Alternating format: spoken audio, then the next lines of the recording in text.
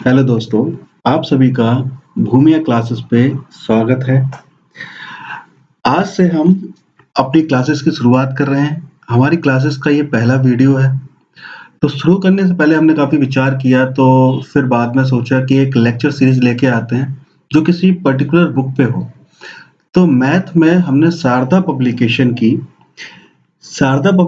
की हिंदी मीडियम की बुक को उठाया है, जिसका कंप्लीट सॉल्यूशन हम आपको इस चैनल के द्वारा प्रोवाइड करवाएंगे। अब वो क्वेश्चन ये अराइज होता है कि हमने शारदा पब्लिकेशन की बुक ही क्यों उठाई। ये हमने इसलिए उठाई कि किसी भी बिगिनर के लिए जो तैयारी की शुरुआत कर रहा है, ये बुक सबसे ज्यादा खास है, सबसे ज्यादा बढ़िया है। इसके कारण क्या है ये अच्छी होने का? रीजन ये है कि इसमें जो क्वेश्चंस हैं वो टाइप वाइज मिलते हैं, टाइप 1, टाइप 2, टाइप 3, और हर टाइप के ऊपर उनका चैप्टर टाइप का छोटा सा लेसन लिखा रहता है कि इस पे आधारित प्रश्न इसके अंदर है, इस श्रृंखला के अंदर। ठीक है, इस प्रकार से चीजें बनी हुई है। और दूसरी चीज ये है कि इसमें टाइप वाइज के अलावा डिफिकल्टी लेवल भी है। शुरू में बहुत ही आसान क्वेश्चंस मिलेंगे, उसके बाद थोड़ा कठिन, फिर थोड़ा कठिन, इस तरीके से पूरे बुक को डिजाइन किया गया है। मेरे हिसाब से कोई बिगनर है अगर शुरुआत कर रहा है तो इस बुक को एक बार जरूर लगाना चाहिए। ये तो हो गई पहली चीज। दूसरी चीज, हमें एक बात और ध्यान रखनी है कि इसमें जो सॉल्यूशन है उस पे हमें ध्यान नहीं देना। बुक का सॉल्यूशन हमेशा लेंथीज होता है, ठीक है, कॉम्प्लिकेटेड होता है। उसकी अप्रोच को हम पकड़ेंगे तो क्वेश्चन को गलत करने के चांसेस बढ़ जाते हैं, हमारी एक्यूरेसी कम हो जाती है। हमें टाइम मैनेजमेंट के साथ साथ एक्यूरेसी पे भी ध्यान रखना है कि हम कम समय में क्वेश्चन को किस तरह प्रकार सॉल्व कर पाए और उसको सही सॉल्व करें। कम समय लगे, आंसर गलत भी ना हो और हम ज्यादा टाइम कर पाए। सबको पता है कि आजकल एग्जाम्स में टाइम का ही पूरा खेल है, क्योंकि जब से कंप्यूटर बेस्ड टेस्ट हुए हैं तो टाइमिंग सबको इशू रहा है। ठीक है, उसी टाइमिंग को कम करने के लिए हमने एक नया जो लेक्चर सीरीज तैयार कर रहे हैं शारदा पब्लिकेशन की, उसको रेशियो मेथड से सॉल्व करने की कोशिश करेंगे। तो मैं एक बार फिर से अपना इंट्रोडक्शन दे देता हूँ। मेरा नाम सुधीर सिंह तोमर है। आप सभी का एक बार फिर से हमारे चैनल में स्वागत है। ठीक है, हाँ, एक और चीज बता दूं कि ये हिंदी मीडियम के लिए मैंने अभी इस लेक्चर सीरीज को स्टार्ट किया है, पर कुछ दिन के बाद हम इसी में इंग्लिश मीडियम का भी स्टार्ट करेंगे। अलग अलग रहेंगे, इंग्लिश मीडियम और हिंदी मीडियम, बायलिंगुअल नहीं रखेंगे। ठीक है, तो बुक के क्वेश्चंस जो हैं मैंने यहाँ पे साइड में लगाए हुए हैं। अगर आप चाहें तो बुक परचेज कर सकते हैं, नहीं तो आप पीडीएफ फॉर्म में भी डाउनलोड कर सकते हैं चाहें तो, नहीं तो बुक परचेज कर लो तो बहुत बढ़िया है, अच्छी किताब है, मैं इसको प्रेफर करता हूँ बिगिनर्स के लिए। ठीक है, तो हम स्टार्ट करते हैं। तो जो टॉपिक मैंने पहला यहाँ चूज किया है उसके बारे में हम चर्चा करते हैं। तो वो जो टॉपिक पहला हमारा है वो है परसेंटेज। परसेंटेज टॉपिक को चुनने के पीछे एक छोटा सा कारण यह है कि ये सभी टॉपिक का बेस है।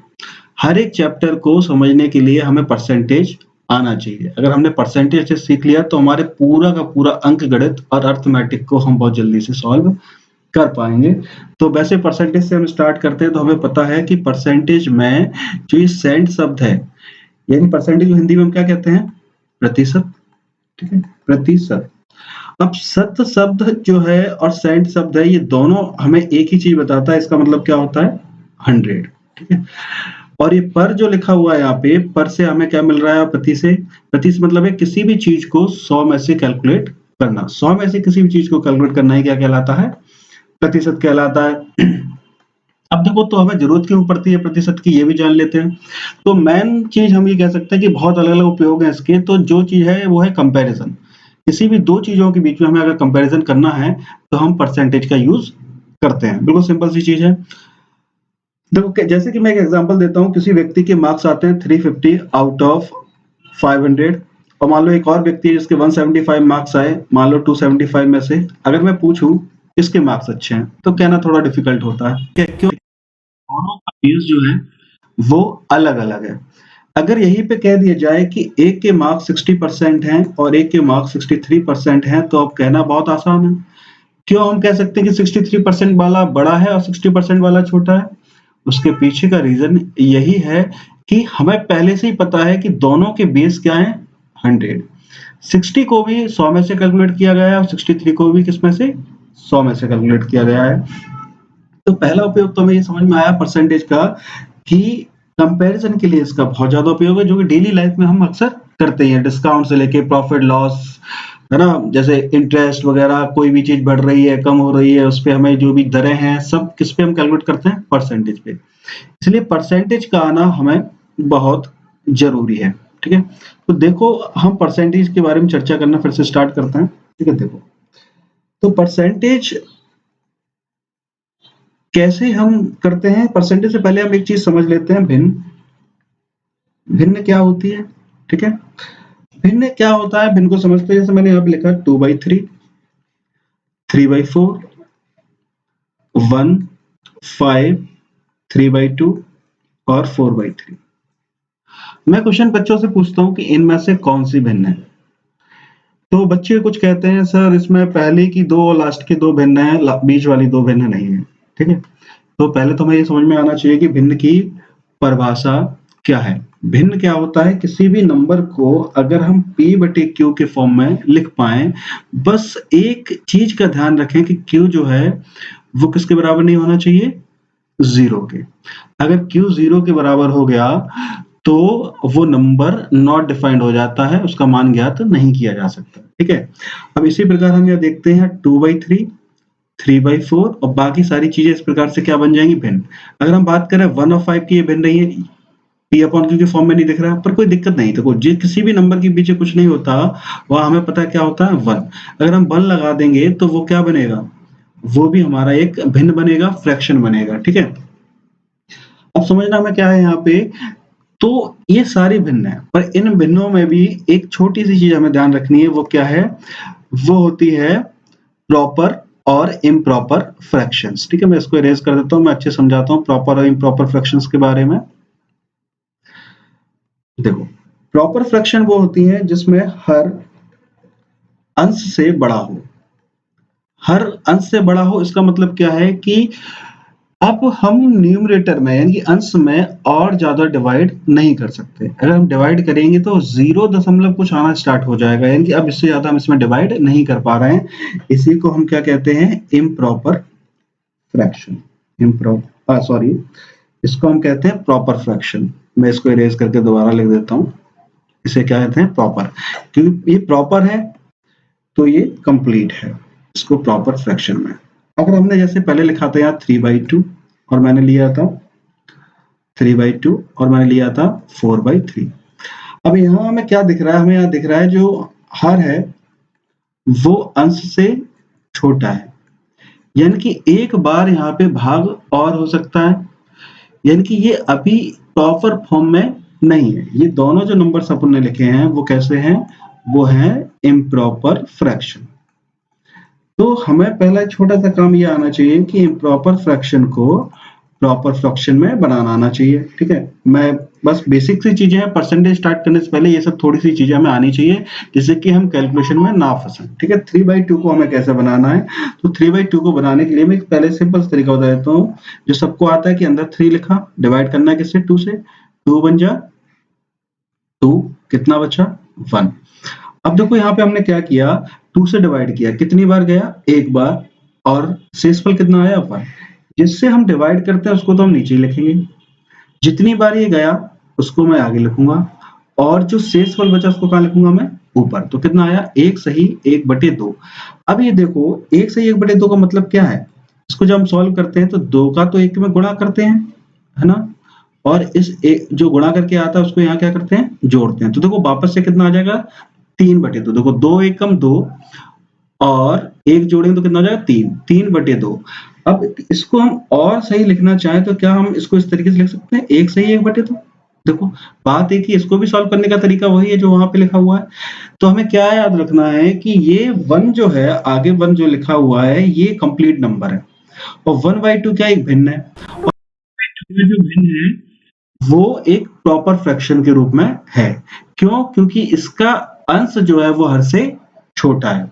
दो चीजें में ध्यान रखनी है कि जब भी इम्प्रॉपर में होगा उसको प्रॉपर में कन्वर्ट करना है, और जब मिश्रित भिन्न बनाते हैं तो उसके बीच में एक छुपा हुआ प्लस का साइन रहता है। इसको हम डायरेक्ट बनाना सीखते हैं। देखो 4/3 को कैसे बनाएंगे? क्या करना है? जिससे डिवाइड करते हैं उसको तो हम नीचे लिखेंगे। हमें 3 का पहाड़ा पढ़ना है इतनी बार, एक तो या तो 4 आ या तो 3 आ जाए, या 3 से, या तो 4 आ जाए या 4 से छोटा आ जाए। जैसे 3 एकम 3, ठीक है, कितना शेष बचा 1, 4 बनाने के लिए, तो हमने क्या लिख दिया 1 सही 1/3। तो ये बेसिक सी प्रॉपर भिन्न की चीजें थी। ठीक है, इसके बाद हम आगे चलते हैं, मैं इसी को रफ कर लेता हूँ, आगे क्वेश्चन के सीरीज है। ठीक है, यहाँ देखते हैं। ठीक है, तो हमें क्या समझ में आया, जैसे लिखा मैंने 7/5, यहाँ मैंने लिया एक एग्जाम्पल के रूप में 7/5, इसको हमें बनाना है प्रॉपर फ्रैक्शन। ये इम्प्रॉपर है क्यों, क्योंकि इसका अंश हर से बड़ा है। कैसे बनाएं, देखो 5 को नीचे रहने दो, 5 का पाड़ा पढ़ो, 5 एकम 5, 5 दूनी 10, 5 टू जा 10, और 10 7 से बड़ा है इसलिए हमें छोटा लेना है, तो 5 बन जा 5, कितना रिमेनिंग है 2।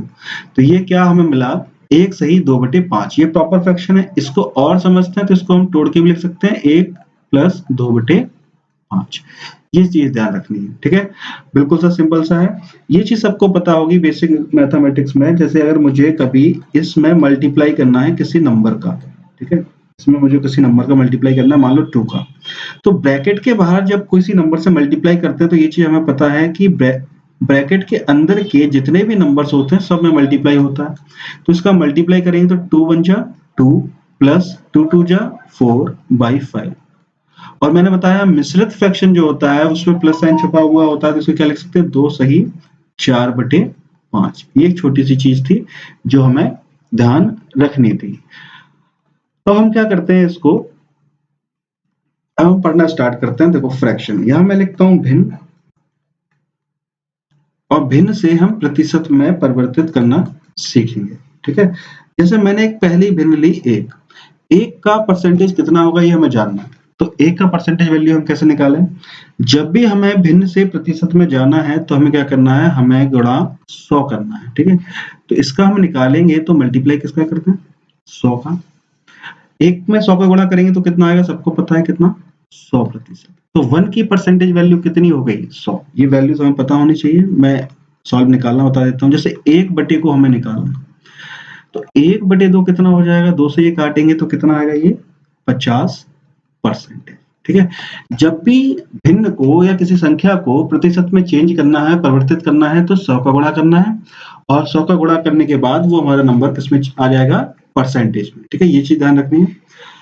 अगर वापस से मान लो कभी परसेंटेज से हमें भिन्न बनानी है, ठीक है, भिन्न यानी कि फ्रैक्शन बनानी है, तो हम क्या करें, तो हम करते हैं डिवाइड, यानी भाग करते हैं किसका 100 का गुणा किया तो 100 का ही भाग करेंगे। जैसे 100% को वापस से भिन्न बनाना है तो 100, और परसेंटेज का चिन्ह हटाएंगे तो यहाँ क्या आएगा 100, तो ये हमें कितना देगा यहाँ पे 1।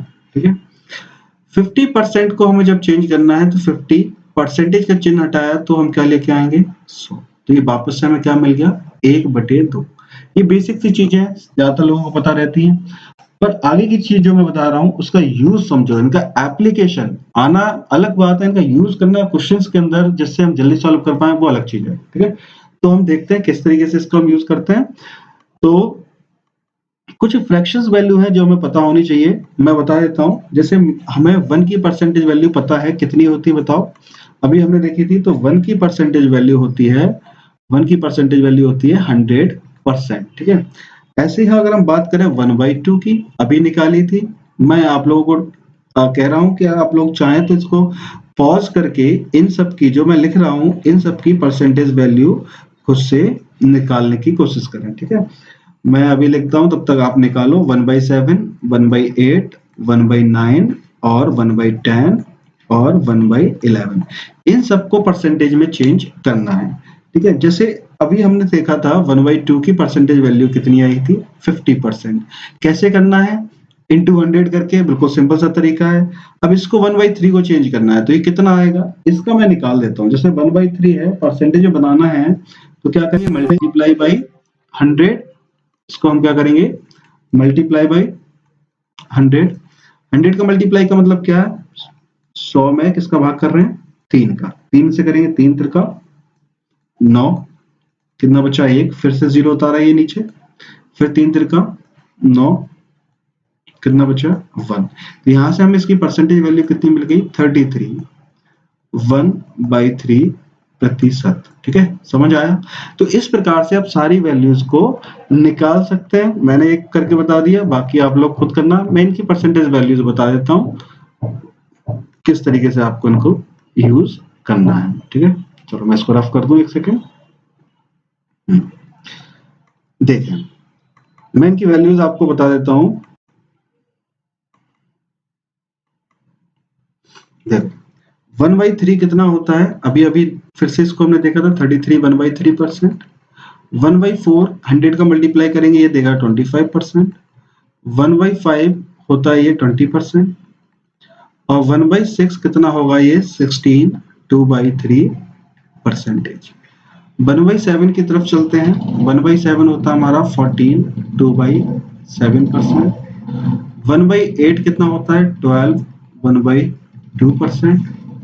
1/9 कितना होता है 11 1/9%।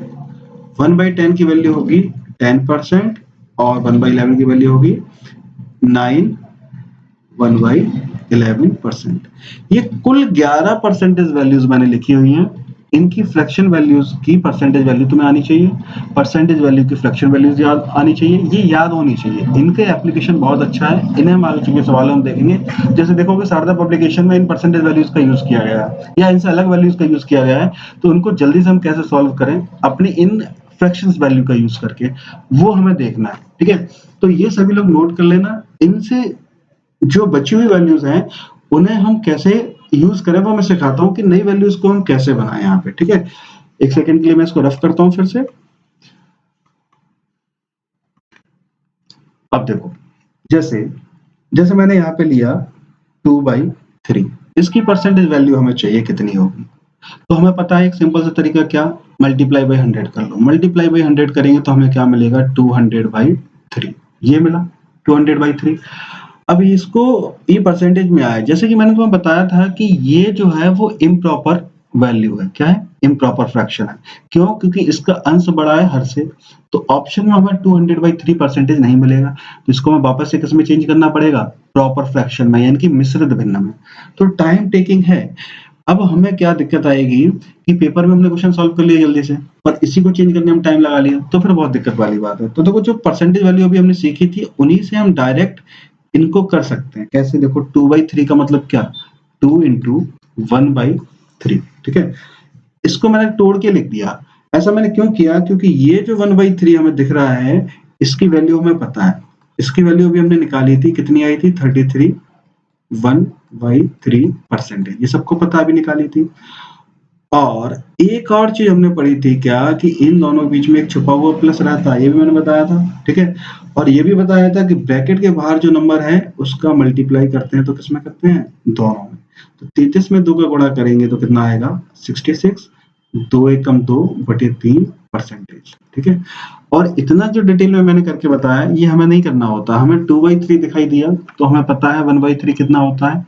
तो 1/3 में कितने का मल्टीप्लाई हुआ है 2 का, तो 1/3 की जो परसेंटेज वैल्यू होगी 33 सही 1/3, इसमें भी किसका मल्टीप्लाई होगा 2 का। मल्टीप्लाई करते समय ध्यान रखना है कि दोनों में होता है, ये चीज हमें ध्यान रखनी है। ठीक है, जैसे मैं लेता हूं यहाँ पे एक और एग्जांपल 4/9, इसका बनाना है। इसको भी क्या लिखते हैं 4 इंटू 1/9, है ना। तो 1/9 की वैल्यू हमें पता होती है, अभी हमने निकाली थी 11 1/9 परसेंटेज।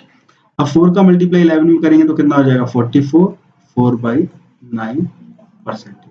ये चीज हमें ध्यान रखनी है। ठीक है, बिल्कुल सिंपल सा है, ये हमें तोड़ना आना चाहिए। ठीक है, तो कुछ और परसेंटेज वैल्यू में निकाल के दिखाता हूँ। जैसे मैंने लिया 3/11, ठीक है, इसको निकालना है तो 3 का मल्टीप्लाई किस में करना है 9 1/11 में, तो 9 3 कितना होता है 27 और 3/11 परसेंटेज। बिल्कुल डायरेक्ट निकाल सकते हो, खुद से कुछ वैल्यूज लो और करने की कोशिश करो। ठीक है, तो अभी हमने क्या सीखा, कोई अन्य फ्रैक्शंस वैल्यू हैं उनका परसेंटेज वैल्यू में कैसे कन्वर्ट करेंगे। ठीक है, किसे, उन 11 वैल्यूज का यूज करके, ये हमने देखा। ठीक है, और कुछ और परसेंटेज वैल्यूज हम निकालना सीखते हैं, जैसे 2/7। ठीक है, हम क्या करेंगे 2 गुणा 1/7। हमें 1/7 की वैल्यू पता है कितनी होती है 14 2/7 परसेंटेज। ठीक है, अब हमें पता है कि 2 का गुणा इसमें भी करेंगे तो 14 दूनी कितने होता है 28 और 2 दूनी कितना होता है 4/7 प्रतिशत। ठीक है, 3/5 सबको पता है, 1/5 कितना होता है 20%, 3 का गुणा करेंगे कितना आ जाएगा 60%। ये तो बेसिक सी चीजें थी। अब हम चलते हैं 3/8 की तरफ। ध्यान से समझना इसमें क्या ट्विस्ट है, वो क्या है कुछ नहीं, जो हमने तरीका सीखा वही करना है। अब देखो 3 गुणा, अब 1/8 की वैल्यू कितनी होती है सबको पता है, 12.5%, पता है कि नहीं? ठीक है, अब हमें इसमें गुणा करना है 3 का। जब गुणा करेंगे तो 12 तिया कितना हुआ, 36। 3 एकम 3/2%, ये होना चाहिए आंसर, पर ये आंसर क्या है, गलत। क्यों?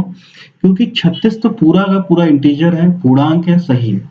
3/2 भिन्न जो है वो भिन्न इम्प्रॉपर है, यानी कि अभी भी डिवाइड हो सकता है। तो हम जब भी डिवाइड की होने संभावना है तो हमें करना है, क्योंकि ऑप्शन में हमेशा प्रॉपर फॉर्म में मिलता है। तो देखो किस तरीके से कर सकते हैं इसको हम।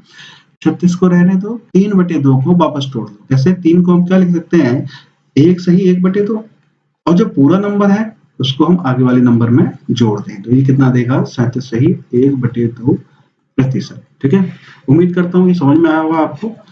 तो अब हम इसको एक बार और करके देख लेते हैं। 4/7 बिल्कुल सेम कहानी है, 4 सही 4 गुणा 1/7।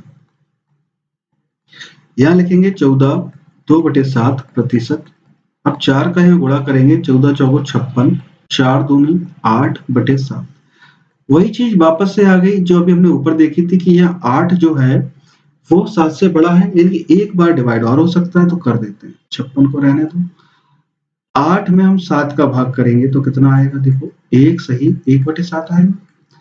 परसेंटेज लगा रहने देते हैं ब्रैकेट के बाहर।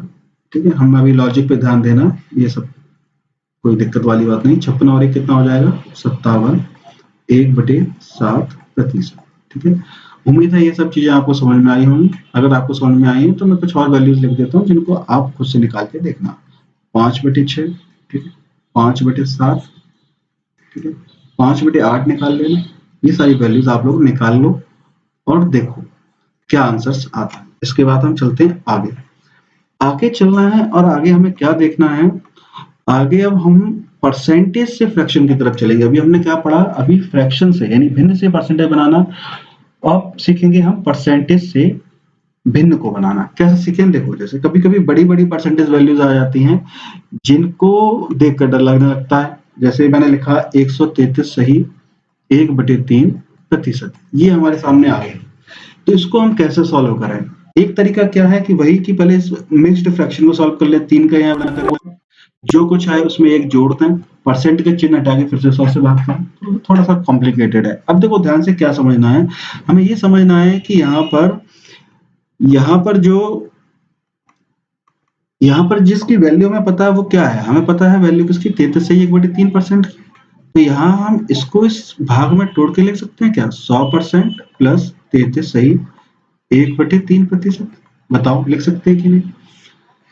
अब 100% की वैल्यू हमें कितनी है, होती है 1, और 33 से 1/3% की वैल्यू अभी हमने देखी कितनी होती है 1/3। तो लो इसका आंसर कितना आ गया, 1 सही 1/3। इसमें कोई भी कहीं भी समस्या हो तो बताओ, बिल्कुल आसान सी चीज थी। ठीक है, हमने बहुत आसानी से कर पाए इसको। जैसे मैंने एक और ले लेता हूँ, 216 सही 2/3%। अब यहाँ 16 सही 2/3% दिया हुआ है।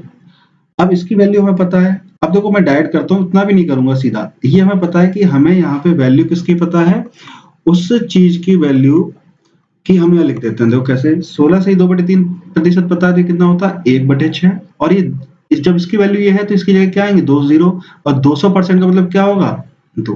कितना आया, 2 सही 1/6।